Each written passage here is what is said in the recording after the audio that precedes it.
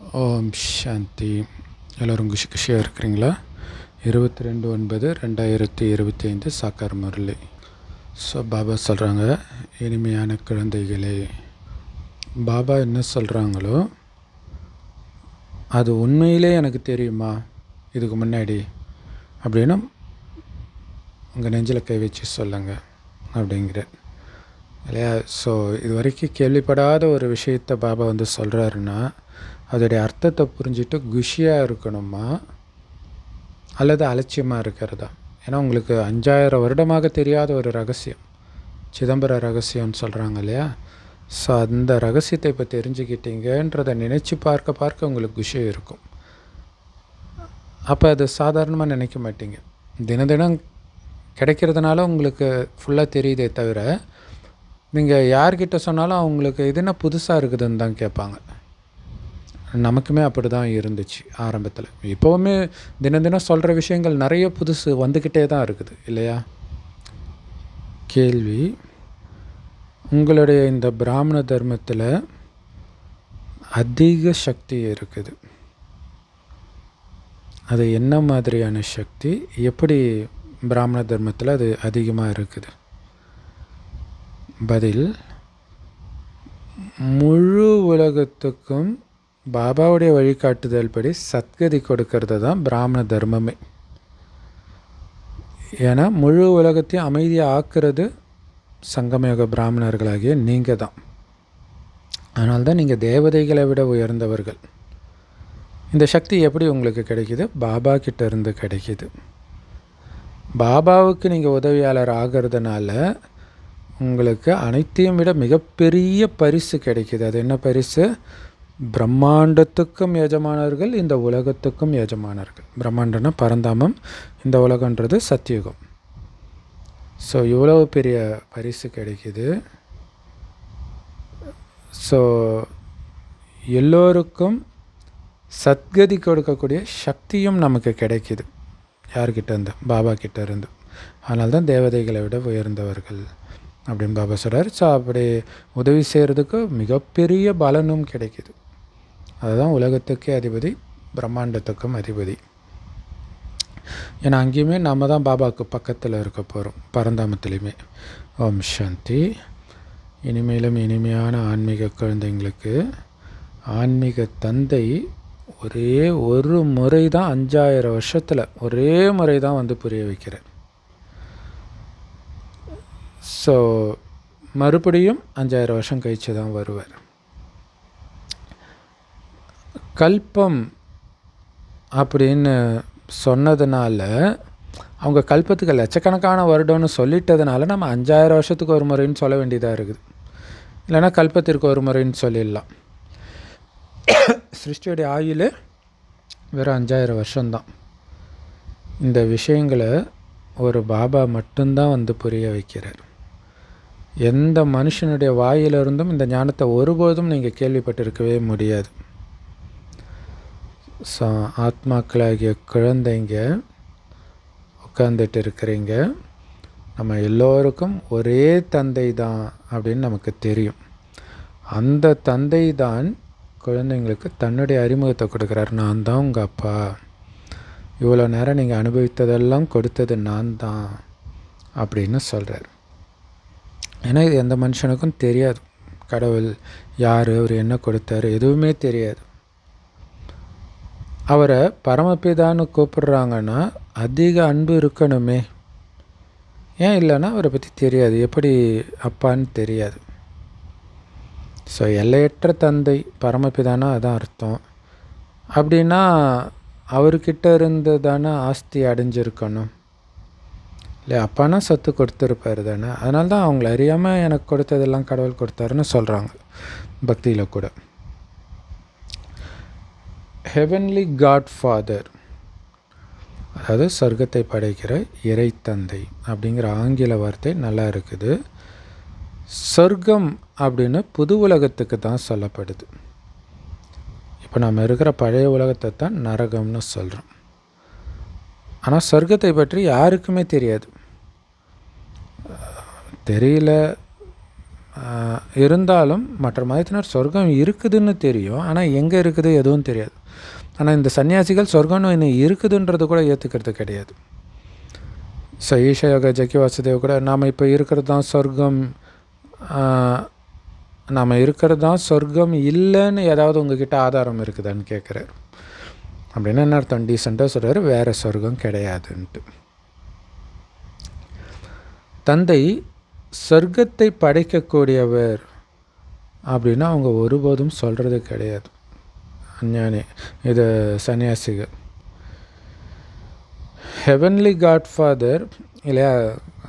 அப்போ பாருங்களேன், கடவுளோடு நம்ம கலக்கணும் இது தான் சொல்கிறாங்களே தவிர கடவுள் சொர்க்கத்தை படைத்தார் சுகத்தை கொடுத்தாருன்னு அவங்களுக்கு தெரியல. அதனால் அது சொல்கிறதும் கிடையாது. ரொம்ப ரொம்ப இனிமையான வார்த்தை இந்த ஹெவன்லி காட்ஃபாதர்ன்ற வார்த்தை. சொர்க்கம் ரொம்ப பிரபலம், எல்லா மதத்தினரும் சொல்கிறது, எல்லாருடைய லட்சியமும் கூட அது.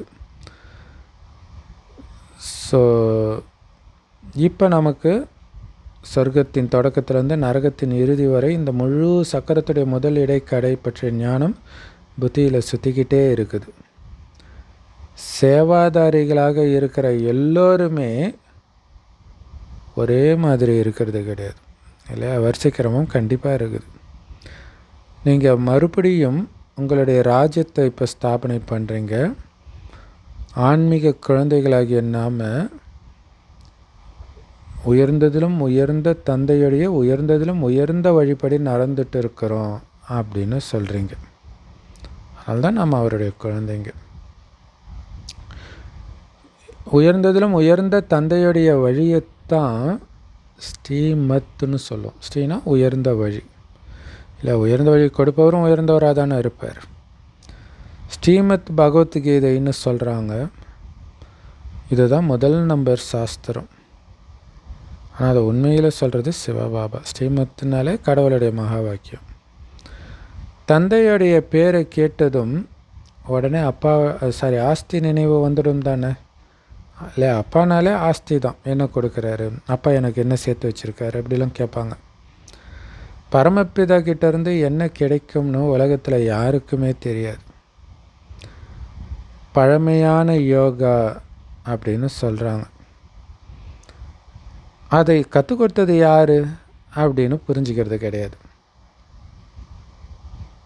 இல்லையா? பரமபிதா கிட்டேருந்து என்ன கிடைக்கும்னு தெரியாது, பழமையான யோகத்தை பற்றியும் தெரியாது. கற்றுக் கொடுத்தது யாரும்.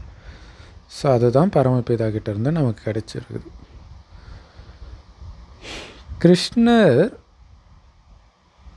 கீதையை கொடுத்தார், யோகத்தை கற்றுக் கொடுத்தார் அப்படின்னு மற்றவர்கள் சொல்கிறாங்க. ஏன்னா கீதையில் கிருஷ்ணர் பேரை போட்டாங்க இல்லையா? ஆனால் உண்மையிலே ராஜயோகத்தை கற்றுக் கொடுத்தது சிவத்தந்தை, கிருஷ்ணர் கிடையாது.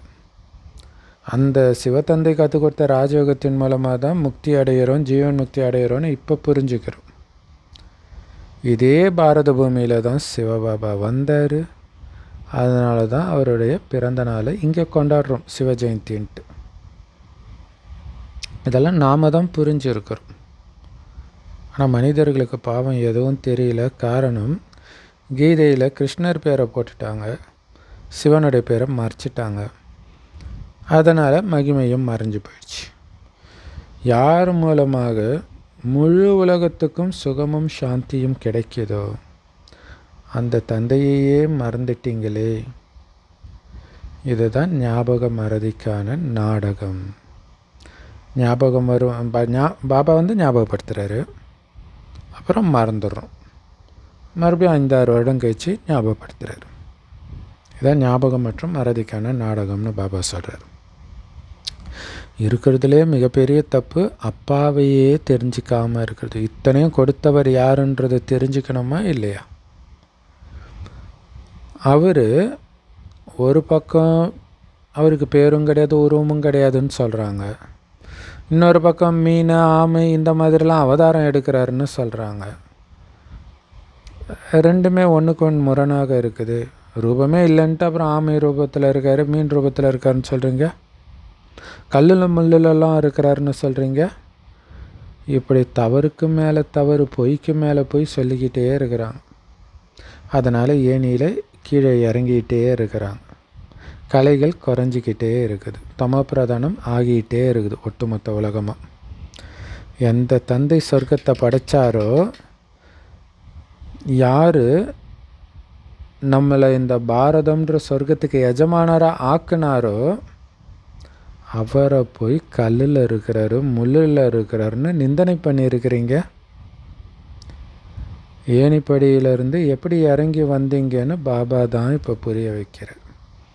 ஏன்னா யாருக்குமே தெரியல இல்லையா? இப்போ பார்த்துட்டு உலகம் எப்போவுமே இப்படி தான் இருக்குதுன்னு புரிஞ்சுக்கிறாங்க. நாடகம்னா என்னன்னு கேட்குறாங்க. இந்த உலகம் எப்போ ஆரம்பமாச்சு? புது உலகம் எப்போ இருந்துச்சு அப்படின்னு கேட்டால் லட்சம் வருடத்துக்கு முன்னாடி இருந்துச்சுன்னு சொல்லிடுறாங்க சத்தியுகத்தை. ஸோ இந்த உலகம் பழசாகிறதுக்கு, அதாவது கலியுகத்தோட இறுதி அழிவு வர்றதுக்கு இன்னும் லட்சக்கணக்கான வருஷம் இருக்குதுன்னு நினைக்கிறாங்க. பாபா சொல்கிறாரு, இதுக்கு பேர் தான் அஞ்ஞான இருள்.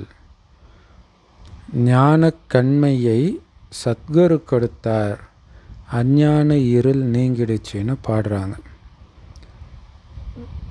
ஸோ படைப்பவராகிய தந்தை கண்டிப்பாக சொர்க்கத்தை தானே படைப்பார். எப்படி படைக்கிறாரு? இந்த நரகத்துக்கு வந்து நரகத்தை சொர்க்கமாக ஆக்குறார். எப்படி ஆக்குறாரு? ஞானத்தை கொடுத்து. அந்த ஞானத்தை தான் ஞானக்கண்மை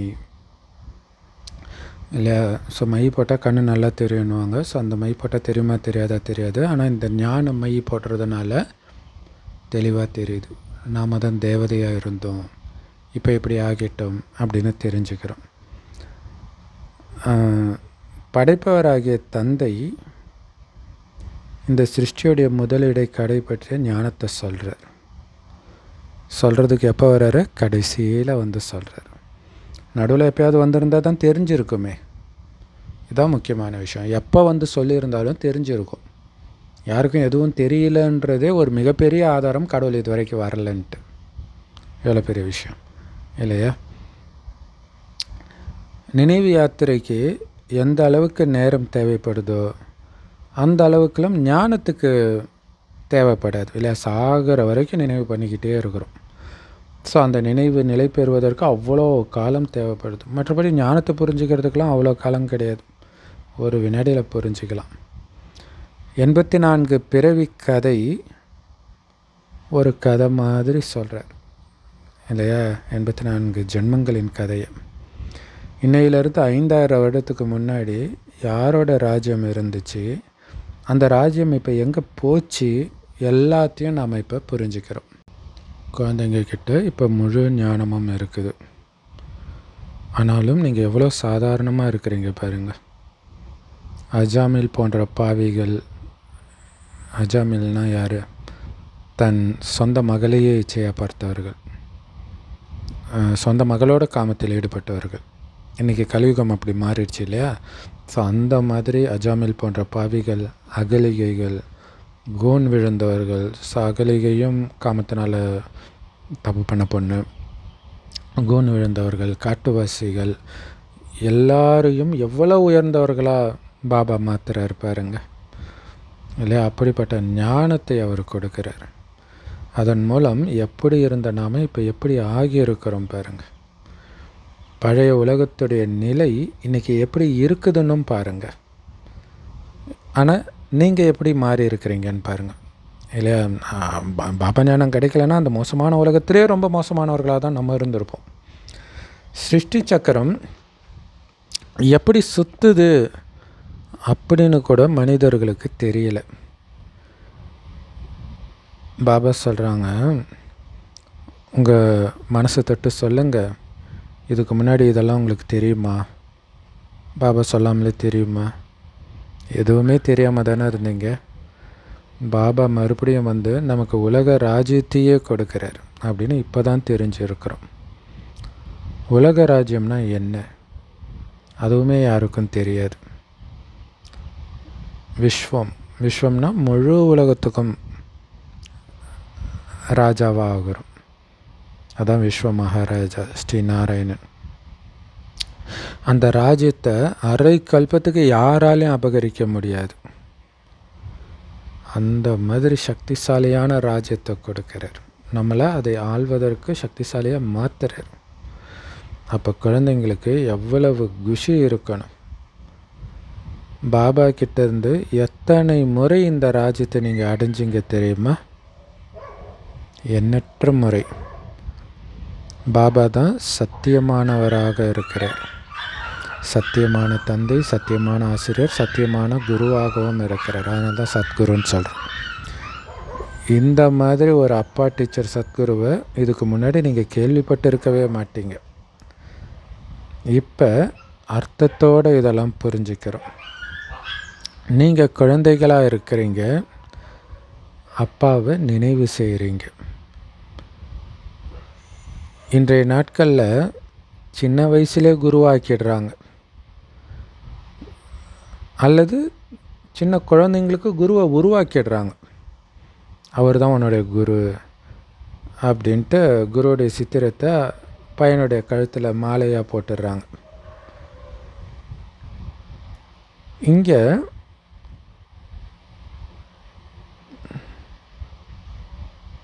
தந்தை, ஆசிரியர், சத்குரு மூணுமே நமக்கு ஒரே ஒரு பாபா தான் அப்படிங்கிறது எவ்வளோ ஆச்சரியமான விஷயம். அவர் தான் சொல்கிறார், நான் உங்களை கூடவே அழைச்சிட்டு போவேன் முக்தி தாமத்துக்கு. ஸோ மற்றவங்க கேட்கலாம், நீங்கள் என்ன படிக்கிறீங்க டெய்லியும் போயின்ட்டு. அவங்ககிட்ட சொல்லுங்கள், புது உலக ராஜ்யத்தை அடையிறதுக்காக ராஜயோகம் படிக்கிறோன்னு சொல்லுங்கள். இது ராஜயோகம் தானே. ஸோ வக்கீலுக்கான படிப்பு படிக்கிறவங்களுடைய புத்தி வக்கீல் பக்கம் போகும் தானே. அவங்களுக்கு நடத்துகிற அந்த ஆசிரியரை கண்டிப்பாக நினைப்பாங்க தானே. அப்போ நம்ம சொர்க்க ராஜ்யத்தை அடையிறதுக்காக, நாராயணன் ஆகிறதுக்காக படிக்கிறோம் அப்படின்னு சொல்லுவீங்க.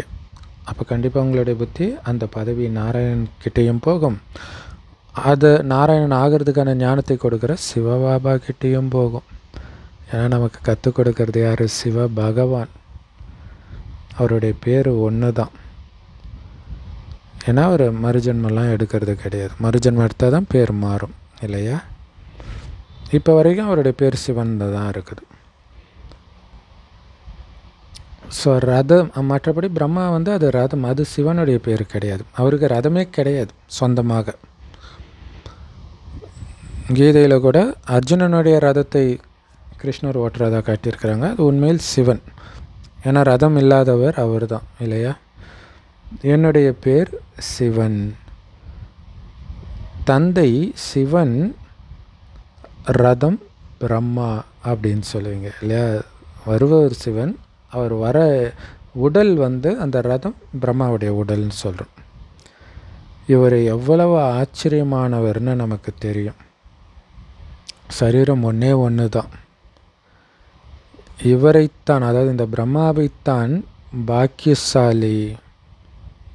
பாக்கியசாலி ரதம் அப்படின்னு சொல்கிறோம். ஏன் சொல்கிறோம் இல்லையா?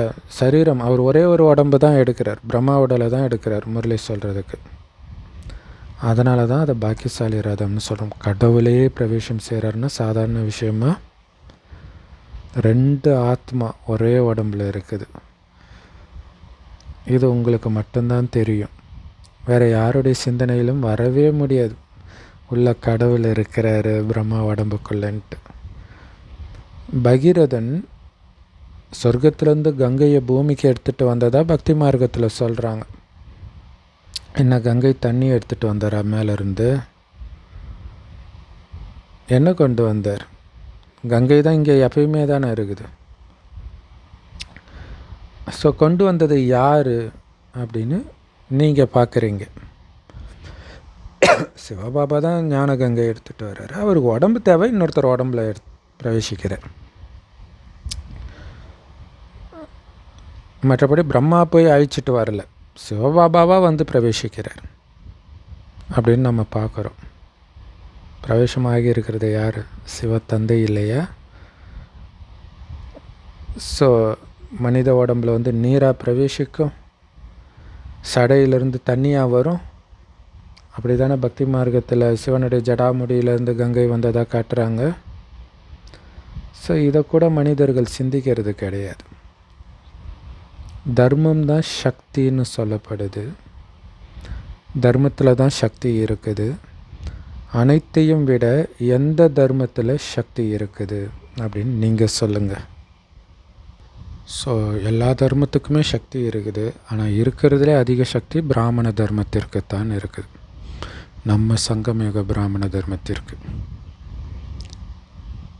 இது கரெக்டு தான். ஏன்னா என்னென்ன சக்திகள் இருக்கோ அனைத்தும் இந்த பிராமண தர்மத்தில் தான் இருக்குது. வேறு எந்த தர்மத்திலையும் எந்த சக்தியும் கிடையாது. நீங்கள் இப்போ பிராமணர்களாக இருக்கிறீங்க. அதுவும் எல்லா தர்மத்தின் சக்தியும் இழந்த நேரத்தில் நாம் பிராமண தர்மம் அனைத்து சக்தியும் நிரம்பியதாக மாறுது. இப்போ நீங்கள் பிராமணர்களாக இருக்கிறீங்க. பிராமணர்களுக்குத்தான் அப்பா கிட்டேருந்து சக்தி கிடைக்கிது. இதன் மூலமாக தான் நீங்கள் உலகத்துக்கே எஜமானராகிறீங்க. ஸோ அந்த பிராமணர்களாக, அனைத்து சக்தி நிரம்பிய பிராமணர்களாக நாம் தான் ஆகிறோம். அப்பா கிட்டேருந்து அந்த சக்தி நமக்கு கிடைக்கிது. இதன் மூலம் உலகத்துக்கே எஜமானராக ஆகிறோம். அப்போ உங்களுக்கு எவ்வளோ பெரிய சக்தி இருந்தால் உலகத்துக்கே எஜமானராவீங்க. இதுதான் உண்மையான சக்தி. இல்லை, அந்த சக்தி அடுத்த ஜென்மத்தில் உலக ராஜ்யத்தையே பெற்றுத்தருது. அது ஞாபகம் இருக்கணும். இதுதான் உண்மையான சக்தி. உடல் பலம் கிடையாது, பணபலம் கிடையாது, ஒட்டுமொத்த ராஜ்யமும் வருது. அதுக்காக தான் பாபா எச்சரிக்கையாக இருக்க சொல்கிறார். பலகீன சமஸ்காரம் இருக்கக்கூடாது, அதெல்லாம் சக்தியை அழிச்சிடும். நாம் பிராமண தர்மத்தை சார்ந்தவர்கள் அப்படின்னு மற்றவர்கள்கிட்ட நீங்கள் சொல்லுவீங்க. ஆனாலும் யாருடைய புத்தியிலும் இது உட்கார மாட்டேங்குது. விராட ரூபத்தை பக்தி மார்க்கத்தில் உருவாக்கி இருக்கிறாங்க. ஆனால் அதுவும் முழுமையாக உருவாக்கலை. ஏன்னா முக்கியமானவர் படைப்பவர், அவரே அதில் இல்லை. அவருடைய முதல் படைப்பு பிராமணர்கள், நீங்களும் அதில் இல்லை. இந்த ரெண்டுத்தை பற்றியுமே உங்களுக்கு தெரியாது இல்லையா? கடவுள் யாரை படைத்தார், எந்த தர்மத்தை படைத்தார், அது அவங்களுக்கு தெரியாது. ஸோ சிவபாபா தான் படைப்பவர். அவருடைய உன்னதமான படைப்பு உச்சிக்குடிமை பிராமணர்கள். நீங்கள் தான் உச்சிக்குடிமை மாதிரி உயர்ந்தவர்கள். ஏன்னா அதில் தான் சக்தி இருக்குது. அதனால தான் உயரத்தில் உச்சிக்குடுமையாக காட்டியிருக்கிறாங்க. அதனால தான் கோயில் கோபுரமும் அந்த உச்சிக்குடுமை தான். பிராமணர்கள் நம்ம தான். அந்த கோபுரத்துக்கு தான் கும்பாபிஷேகம். மூலவருக்கு கூட இல்லை. மேலே தந்தையை நினைவு செஞ்சால் போதும், சக்தி கிடைச்சிடும். அவ்வளோ சக்தி எப்படி வருது? பாபாவை நினைவு பண்ணால் போதும், சக்தி நிரம்பிடும். கண்டிப்பாக குழந்தைங்களுக்குள்ள வரிசைக்கிரமம் இருக்குது. நீங்கள் இந்த உலகத்தில் அனைவரையும் விட மிக உயர்ந்த பிராமண குலத்தை சார்ந்தவர்கள். இல்லை, அனைத்து குலத்தையும் விட மிக உயர்ந்தவர்கள் நீங்கள் தான். தேவதைகளை விட உயர்ந்தவர்கள். எப்படி? அவ்வளோ சக்தி இருக்கிறதுனால உயர்ந்தவர்கள். எப்போ கிடைக்கிது? இப்போ கிடைக்கிது அந்த சக்தி. மிக அதிகமான சக்தி இந்த பிராமண தர்மத்தில் தான் இருக்குது. பிராமணர்கள் என்ன பண்ணுறாங்க? முழு உலகத்தையும் அமைதியாக்கிடுறாங்க. கரெக்டு தானே? சக்தி இருந்துச்சுன்னா ஏதாவது பண்ணணும்ல, அப்போ தானே சக்தின்னு சொல்ல முடியும்.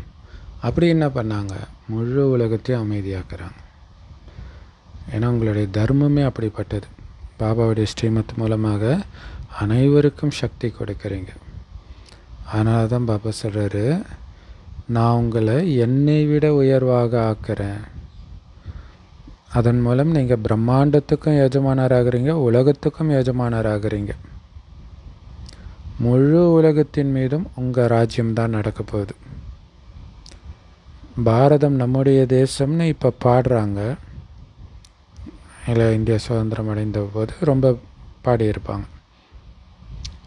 சில நேரத்தில் புகழ் பாடுறாங்க, சில நேரத்தில் பாரதத்தின் நிலைமை இப்படி ஆயிடுச்சேன்னு சொல்கிறாங்க. சரி, பாரதம் இந்த அளவுக்கு உயர்வானதாக எப்போ இருந்தது அப்படின்னு அவங்களுக்கு தெரியல.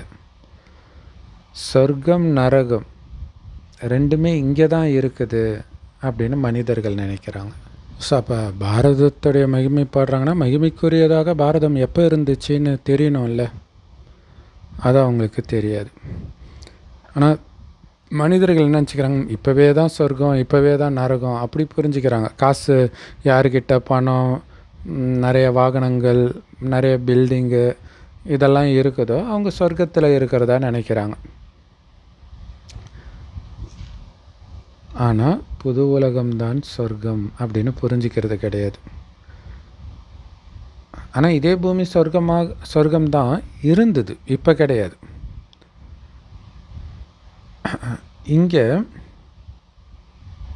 நிறைய விஷயங்களை கற்றுக்கிறாங்க. இந்த அறிவியல் கலைகள் கூட அங்கே நமக்கு பயன்படும். தங்க மாட மாளிகைகளை உருவாக்குறதுக்கு நிறைய டெக்னாலஜி அங்கே இருக்கும். ஆனால் இந்த அறிவியல் இப்போ துக்கத்தை கொடுக்குது இல்லையா? அறிவியலுடைய உச்சமாக இன்றைக்கி ஏஐ வளர்ந்துருக்குது. அது மக்களை வேலைவாய்ப்பை பறிக்குது அப்படின்றாங்க. அங்கே எல்லாமே பயங்கர டெக்னாலஜியாக இருக்கும். ஆனால் அங்கே வேலைவாய்ப்பை பறிக்கிறதுலாம் இருக்காது. எல்லாமே அளவற்று இருக்கும், சுகமாக இருக்கும், மக்களும் ரொம்ப கம்மியாக இருப்பாங்க. இங்கே இது எல்லாத்துலேயுமே அல்பகால சுகம்தான் இருக்குது அறிவியல் சாதனங்களில். ஆனால் இதுவே சுகம்னு மனிதர்கள் மயங்கி கிடக்கிறாங்க, ஏஐயாக இருக்கட்டும் எல்லாத்துலேயும். ஸோ அதனால தான் அதிலிருந்து விலக சொல்கிறார். சாதனங்களை பயன்படுத்தும் போது சாதனாவை விட்டுடாதீங்க, அதாவது பாபா நினைவை விட்டுடாதீங்கன்றார். அவர் அப்போ சொன்னார், ஆனால் அது உண்மையில் இப்போதைக்கு தான் பொருந்தது அங்கே. ஸோ இதை எப்படின்னா அதுதான் சேவையை கூட விலகி இருந்து பண்ணுங்கள். பாபா சொல்கிறார் சேவையை பயன்படுத்துறதுக்கு ஏன்ற கருவியை பயன்படுத்துகிறோம், அவள் தான் வச்சுட்டு டக்குன்னு அதை மறந்துடணும், இல்லைன்னா மாட்டிக்கும் இல்லையா? அந்த ஏஐயில் எதை வேணாலும் உருவாக்க முடியும். அப்படியே சொர்க்கத்தையே கண்ணு முன்னாடி உருவாக்கிட்டு ஓகே இதிலே சுகம் அடைஞ்சிடக்கூடாது. அதை தான் பண்ணிகிட்ருக்குறாங்க உலகத்தில். சொர்க்கத்தில் குழந்தைகளுக்கு நிலையான சுகம் இருக்கும், நிரந்தரமான சுகம் இருக்கும். ஸோ இங்கே எல்லாத்தையும் கற்றுக்கிறோம் இல்லையா? கற்றுக்கணும். பிறகு இந்த சமஸ்காரத்தை அங்கே எடுத்துகிட்டு போவீங்க. அங்கே கற்றுக்கிறதுக்கு புதுசாக வேறு ஒரு ஆத்மாக்கள் வரமாட்டாங்க. இங்கே இருக்கிற குழந்தைங்க தான் அறிவியலை கற்றுக்கிட்டு அங்கே போவாங்க. அங்கே ஆத்மா தூய்மை ஆகிறதுனால பக்காவாக புத்தி வேலை செய்யும் இல்லையா? இங்கே பண்ணுற தப்பெல்லாம் அங்கே பண்ண மாட்டோம். ஸோ ரொம்ப புத்திசாலிகளாக குழந்தைங்க ஆகிடுவீங்க. எல்லா சமஸ்காரங்களையும் அங்கே எடுத்துகிட்டு வருவீங்க. பிறகு அங்கே அது காரியத்துக்கு பயன்படும் அப்படின்னு நிறைய ரகசியத்தை பாபா சொல்கிறார். இப்போ அரை கல்ப காலம் சரி, இப்போ இருக்கிற அறிவியல் சாதனங்கள் அல்பகால சுகத்தை தான் கொடுக்குது. பிறகு என்ன ஆயிடுது? நிரந்தர துக்கத்தை கொடுக்குற மாதிரி அணுகுண்டு போன்றவைகள்லாம் உருவாக்கிட்டாங்க. அது எல்லாரையும் அழிச்சிடும்.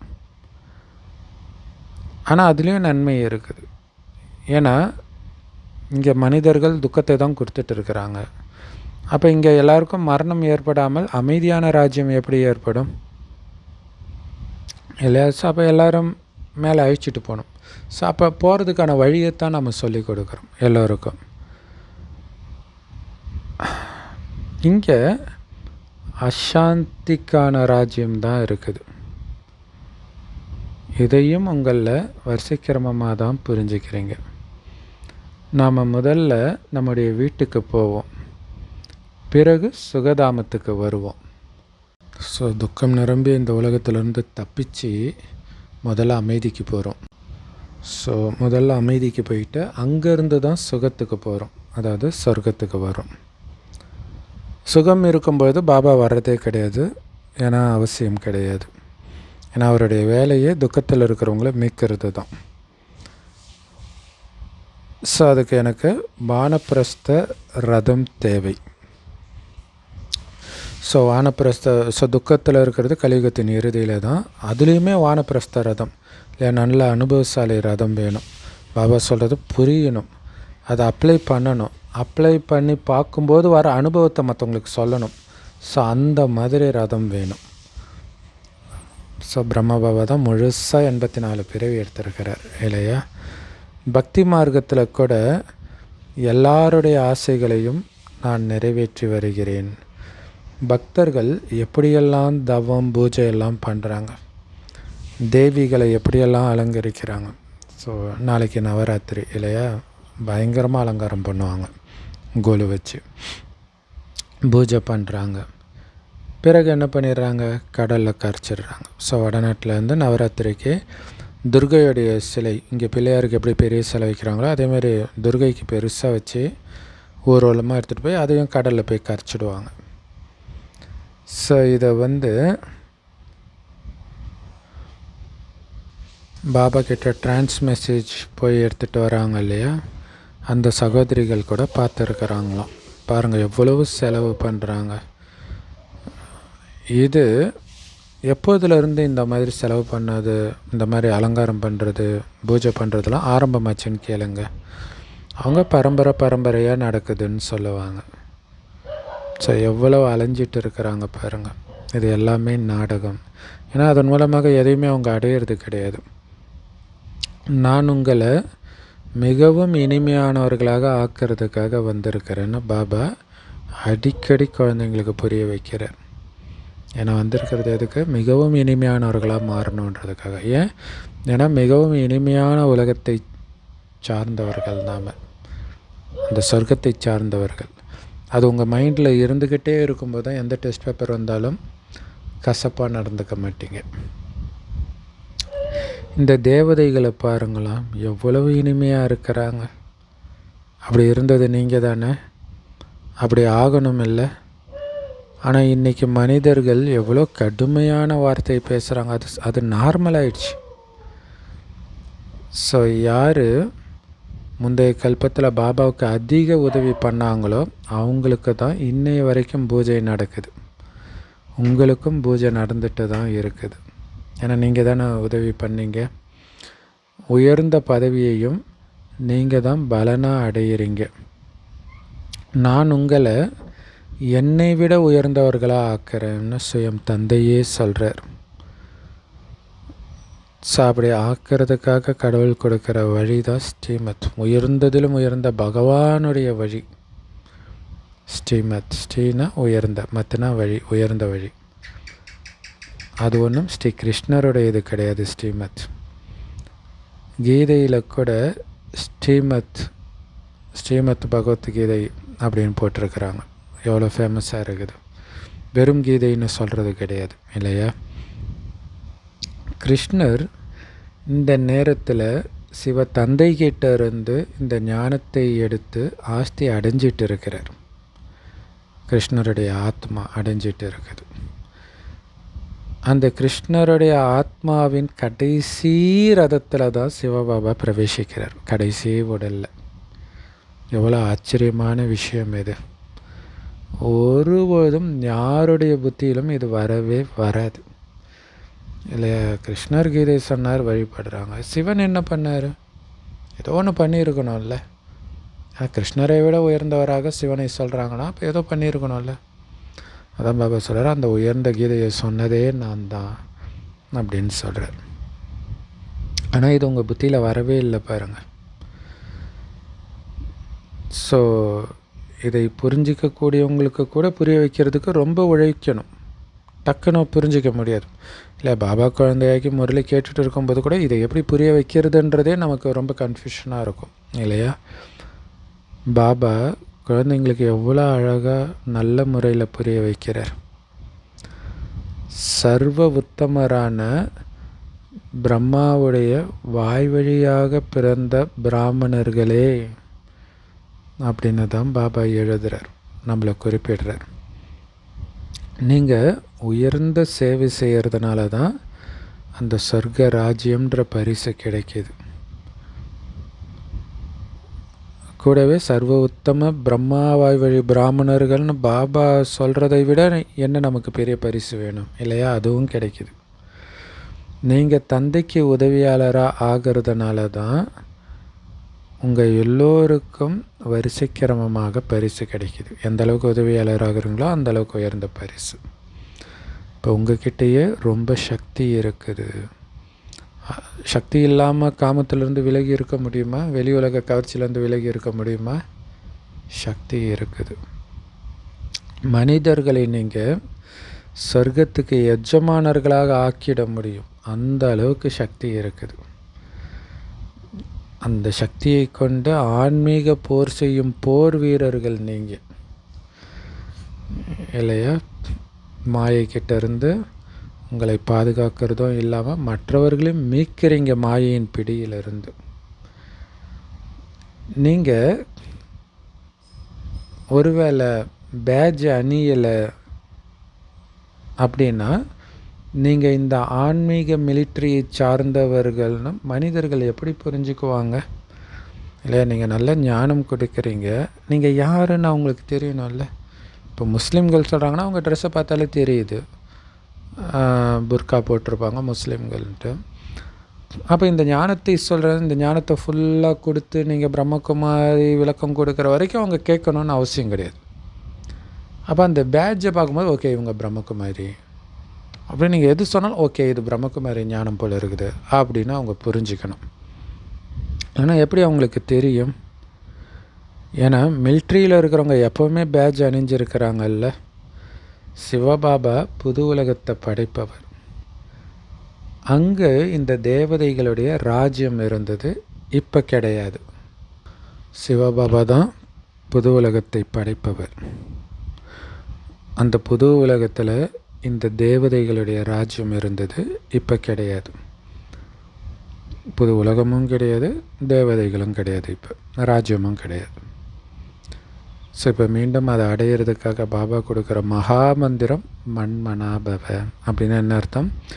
தேக சகிதமாக அனைத்து சம்பந்தத்தையும் விட்டு என் ஒருவனை மட்டும் நினைவு செஞ்சீங்கன்னா கிருஷ்ணருடைய ராஜ்யத்துக்கு வந்துடுவீங்க. அதுதான் மண்மனாபாவுடைய அர்த்தம். தேகம் சம்மந்தப்பட்ட அனைத்தையும் மறந்து ஆத்மான்னு உணர்ந்து ஒரு பாபாவுடைய நினைவில் மட்டும் இருக்கணும். அப்போ தான் கிருஷ்ணபுரிக்கு வர முடியும். இதில் வெக்கப்படுறதுக்கான விஷயம் எதுவுமே கிடையாது இல்லையா? பாபாவை நினச்சி நாராயணன் ஆக போகிறீங்க, இதில் என்ன வெக்கப்படுறதுக்கு இருக்குது? பாபாவுடைய நினைவு இருக்கும். இந்த பிரம்மா பாபா கூட நாராயணனை பூஜை செஞ்சு வந்தார். நாராயணனுடைய சித்திரத்தை கூடவே வச்சிருந்தார். நடக்கும்போதும் காரியம் செய்யும் பொழுதும் அதை பார்த்துக்கிட்டே இருப்பார் அப்படின்னு பிரம்மாவை பற்றியும் சிவபாபா சொல்கிறார். ஸோ இதை எதுக்கு சொல்கிறாரு? பேட்ஜ் அணிகிறதுக்கு சொல்கிறார். ஏன் வைக்கப்படுறீங்க? பக்தியிலேயே பிரம்மபாபா சொல்கிறாரு. இன்னும் கூட நிறைய பேர் அது மாதிரி ஃபோட்டோ வச்சுருப்பாங்க, பேக்கெட்டில் ஃபோட்டோ வச்சுருப்பாங்க. அடுத்தது அந்த செல்ஃபோனில் வால்பேப்பராக கிருஷ்ணர் இல்லையா நிறைய நம்ம பார்க்குறோம். அப்போ இதில் என்ன வெக்கப்படுறது? அதுவாகவே நான் ஆக போகிறேன்னா பெருமையாக இருக்கணும். இப்போ குழந்தைகளாகி உங்களுக்கு இந்த ஞானம் கிடைச்சிருக்குது, அதனால் கண்டிப்பாக பேட்ஜ் அணிஞ்சு இருக்கணும். நரனை நாராயணனாக ஆக்கக்கூடியவர்கள் நீங்கள். ராஜயோகத்தையும் நீங்கள் தான் கற்றுக் கொடுக்குறீங்க. நரனை நாராயணனாக ஆக்கிற சேவை செய்கிறீங்க. அதனால் எனக்குள்ளே எந்த அவகுணமும் இல்லை தானே அப்படின்னு உங்களுக்குள்ளே செக் பண்ணுங்கன்ற. ஸோ இதில் என்னென்னா பேட்ஜ் அணிஞ்சிருந்தாலே இந்த ஞாபகம் சதா இருக்கும். இந்த பேட்ஜ் அணிஞ்சிக்கிட்டு நாம் இப்படி பண்ணலாமா, கோபப்படலாமா, காம வயப்படலாமா, வீண் விஷயம் பேசலாமா, மற்றவங்கள தப்பாக பேசலாமா, இப்படியெல்லாம் தோணும். ஸோ அது ஞாபகப்படுத்தும். அது ஒரு கருவி.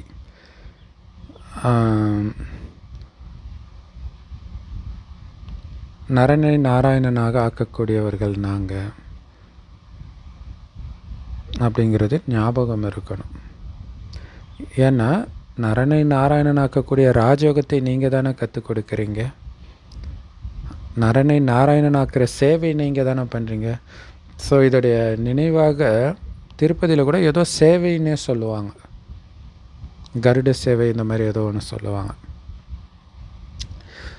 ஸோ அதனால் நாராயணனாகவே மற்றவர்களை ஆக்குறீங்கன்னா நீங்கள் எவ்வளோ உயர்ந்தவராக இருக்கணும், எவ்வளவு தெய்வீக குணம் இருக்கணும். ஏன்னா நாராயணனாக ஆக்குறீங்கன்னா நீங்கள் நாராயணனை விட உயர்ந்தவர் இல்லையா? பாபா ஆக்குறாரு, நாராயணனை விட உயர்ந்தவர் தானே. அப்போ நம்மளும் ஆக்குறோன்னா அதை விட உயர்ந்தவர் தானே. இப்போ நமக்குள்ளே ஏதாவது அவகுணம் இருக்கலாமா, இருக்குதான்னு செக் பண்ணிக்கிட்டே இருங்கன்றார். ஸோ குழந்தைங்க பாபா கிட்ட வரீங்க, பாப் தாதா கிட்ட வரீங்க. பாப் தாதானா என்ன? சிவபாபா ப்ளஸ் பிரம்மா தாதா. தாதானா மூத்த சகோதரர், பாபானா அப்பா. ஸோ இந்த தாதா சிவபாபாவுடைய ரதம்.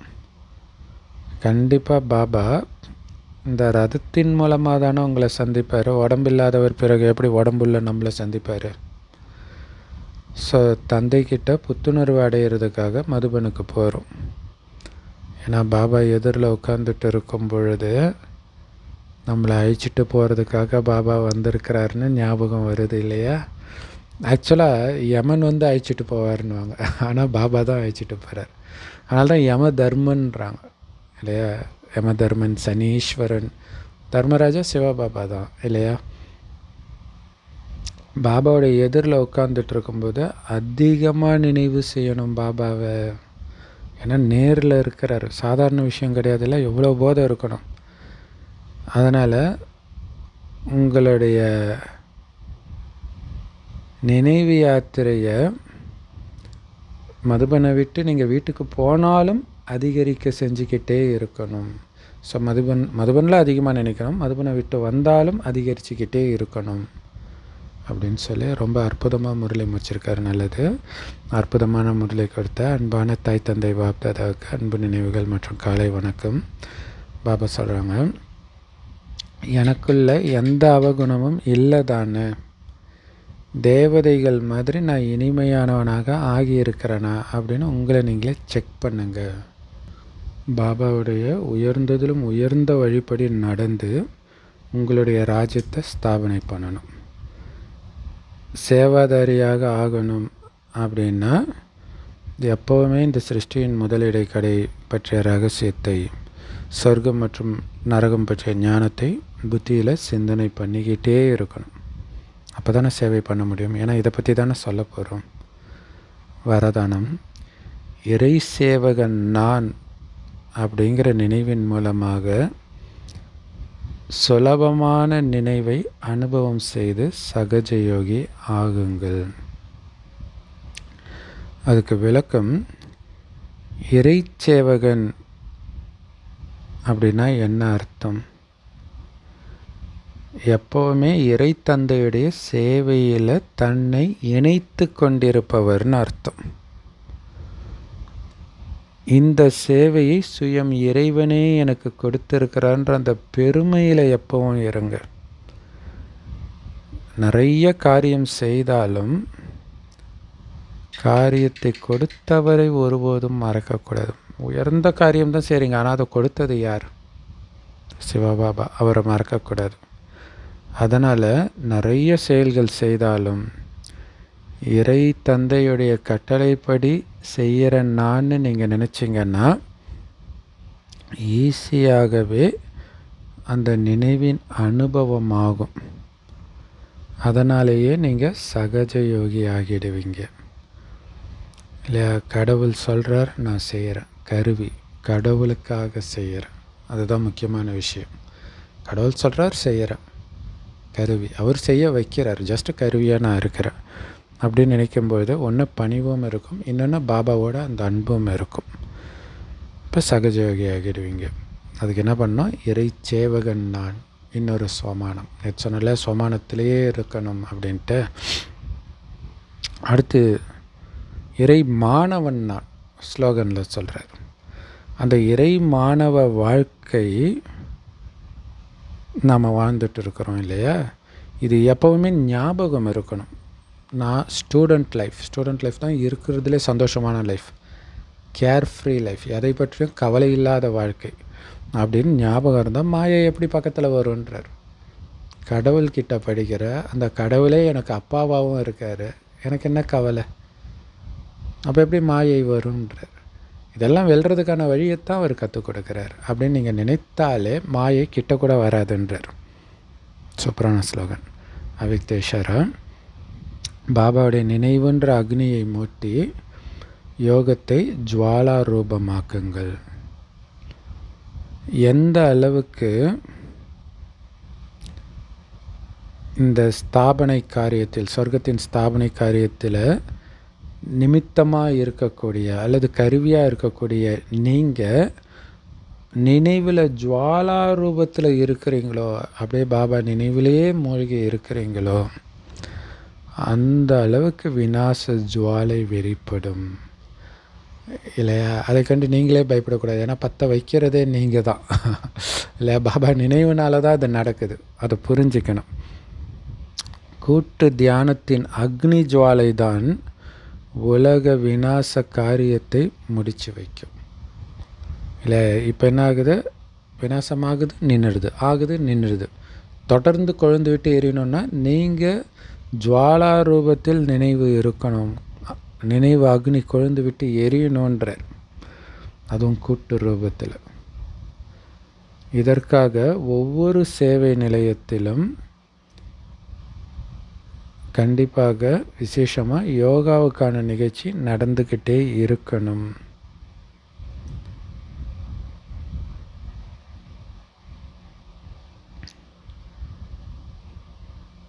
அப்போ தான் விநாசத்துக்கான சிறகுகள் முளைக்கும். யோக அக்னியினால் விநாச அக்னி எரியும். அக்னியே அக்னியை வெளிப்படுத்தும். எந்த அக்னி? யோக அக்னி அந்த ஸ்தூல அக்னியை வெளிப்படுத்தும். அதுக்கு என்ன பண்ணணும்? கூட்டாக பாபா நினைவில் இருந்துக்கிட்டே இருக்கணும் உலகம் முழுவதும். இப்போ ரொம்ப ஈஸி இல்லையா? இப்போ ஆன்லைன்லேயே யோகா நடந்துக்கிட்டே இருக்குது. ஸோ அதனால் இப்போ எப்பையும் விட இப்போ ரொம்ப ஈஸி. நமக்காக தான் இன்டர்நெட்டில் வந்திருக்கு. சேவைக்கும் சரி, யோகத்துக்கும் சரி. செம powerful Murali. Love you Bap Dada. Thank you Bap Dada. குஷியாக இருங்க, குளிர்ச்சியாக இருங்க.